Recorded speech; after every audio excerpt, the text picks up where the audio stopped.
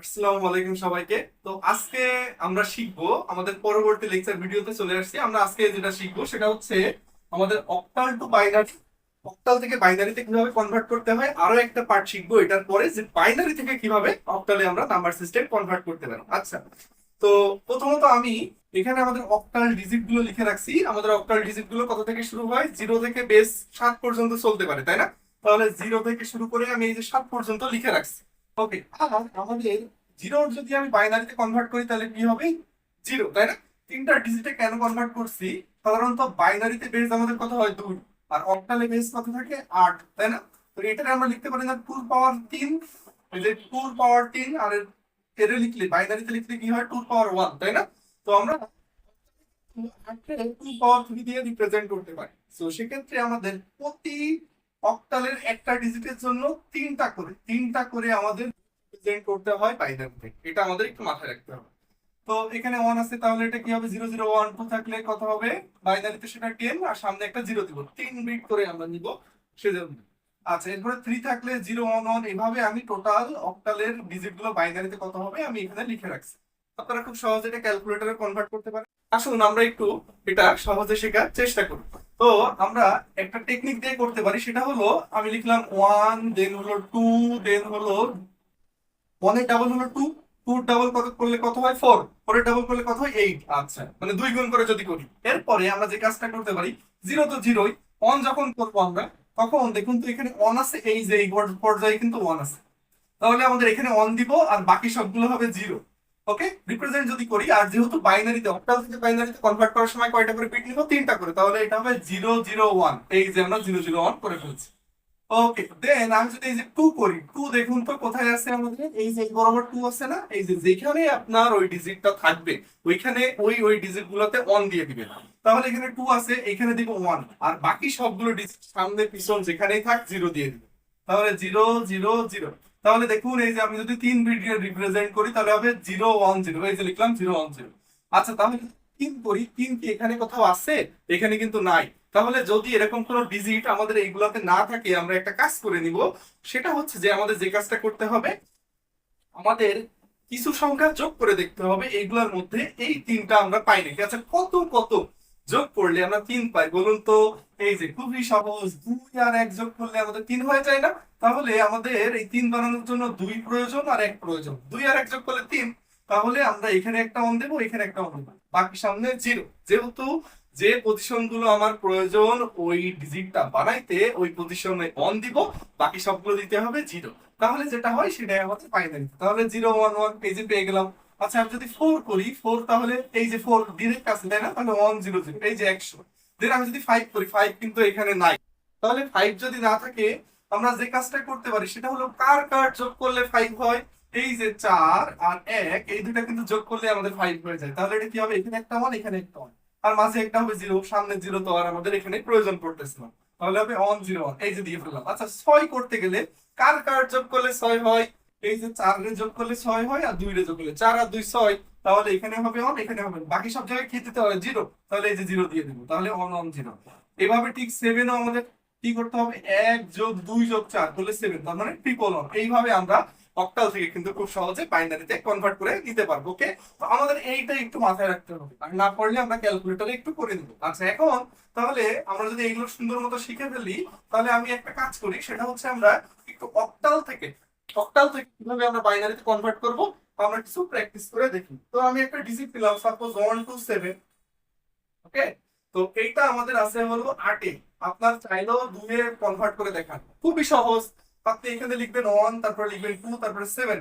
ওকে, দেন এইটার পরে আপনার যে কাজটা করতে হবে, আচ্ছা, 1 এর জন্য এই যে আমাদের অক্টালের নাম্বার 1 এর জন্য আমাদের কি হয়? 0 0 1 না? এই যে সুন্দর মতো লিখে ফেলবো। 2 এর জন্য কত হয়? 0 1 0। ওকে, 7 এর জন্য কত হয় আমাদের? 7 এর জন্য হয় 1 1 1 1 1, তাই না? তাহলে কিন্তু আমাদের কাজ শেষ। তাহলে আমাদের কি করতে হবে? যে ডিজিট গুলো থাকবে সবগুলো 3টা করে বিট নিয়ে নিয়ে বাইনারিতে কনভার্ট করে লিখে ফেলতে হবে। তাহলে এর অ্যান্সার কত হবে? যদি একসাথে লিখি 1 0 1 0 1 1 1। ওকে, যেহেতু এই সামনে জিরোর কোনো ভ্যালু নাই, আমার সামনে 5-এর সামনে যদি 4টাও 0 থাকে, তাহলে আমাদের কোনো ভ্যালু আছে না? 5 তো 5ই, পরে শূন্য থাকলে ভ্যালু আছে। তাহলে আমাদের এটার অ্যান্সার কিন্তু সুন্দর মতো হয়ে গেল। আচ্ছা, এখন যদি আপনাদের দশমিকে কোনো ম্যাথ থাকে তাহলে কি করবেন? সাপোজ আমার যদি এটাই থাকতো 127.75, হ্যাঁ, তো এটা যদি বলতো 8 থেকে 2 এ কনভার্ট করে দিতে, খুবই সহজ। এই যেভাবে আমরা করলাম এইভাবে আমরা করবো পরীক্ষাতে। তাহলে 7 5। আচ্ছা, 1 এর জন্য কত? 001। 2 এর জন্য কত? 10 মানে 010। 7 এর জন্য কত? 111। 7 এর জন্য কত? 111। 5 এর জন্য কত? 101। এই যে এই নাম্বার সিস্টেম যেগুলো লিখছে, তাহলে এটা অ্যান্সার কি হবে? 1010 111। এই যে এখানে দশমিক ছিল না, এখানে বসিয়ে দেবো দশমিক, এই বরাবর। তারপরে হবে 111 101। এই যে সুন্দর মতো আমাদের শেষ। তাহলে এই প্রসেস অ্যাপ্লাই করে আমরা কিন্তু 8 থেকে 2 এ কনভার্ট করে ফেলবো। আমি কিন্তু পূর্ণমানের ক্ষেত্রে কিভাবে করব, দশমিকের ক্ষেত্রে কিভাবে করব, সবকিছু কিন্তু শিখিয়ে ফেলেছি। আশা করি এইগুলো একটু অল্প ভাষায় প্র্যাকটিস করলে, আমার সাথে নোট তুলে ফেললে সবার কিন্তু শেষ হয়ে যাবে। এখন আমরা শিখবো আমাদের একটা বাইনারি ডিজিট থেকে কিভাবে অক্টালে কনভার্ট করতে হয়। ওকে, তো আমাদের এটা করার নিয়মটা আমি এখনই আপনাদের চলুন শিখিয়ে ফেলি। সাপোজ একটা আমাদের ডিজিট আছে 10111। ওকে, এই ডিজিটটা আমাদের আছে। আপনাকে বললো এটা 2 এ আছে, আপনার 8 এ কত হবে সেটা কনভার্ট করে দেখাইতে। তাহলে আমরা এটা কিভাবে করব দেখুন, খুবই সহজ। আমি বলছি যখনই অক্টাল থেকে বাইনারি বা বাইনারি থেকে অক্টাল করব, আমাদের কিন্তু 3টা বিটের কথা মাথায় রাখতে হবে, মানে 3টা করে ভাগ করে নিতে হবে। আচ্ছা, তাহলে আমি যদি লিখি এই ডিজিটটা 10111, তাই না? তাহলে আমাদের 3টা করে ভাগ করতে হবে। তো ভাগ করার ক্ষেত্রে মাথায় রাখবেন, আমার যদি এখানে একটা দশমিক থাকে, এই পাশের গুলোরে কি বলে? পূর্ণমান। আর এই পাশের ডিজিট গুলোরে কি বলে? ভগ্নাংশ মান। তো পূর্ণমান গুলো আমাদের এই দশমিকের কিন্তু যত আমি সামনে যাব তত পূর্ণমান, আর দশমিক থেকে যত পিছে যাব তত আমাদের হচ্ছে ভগ্নাংশের মান। তো আমাদের এইটা রিপ্রেজেন্টটাও তাই। যেহেতু এটা পূর্ণমান, তাহলে আমাদের কি করতে হবে? পিছন থেকে সামনে মুভ করতে হবে। কয়টা করে নিতে হবে?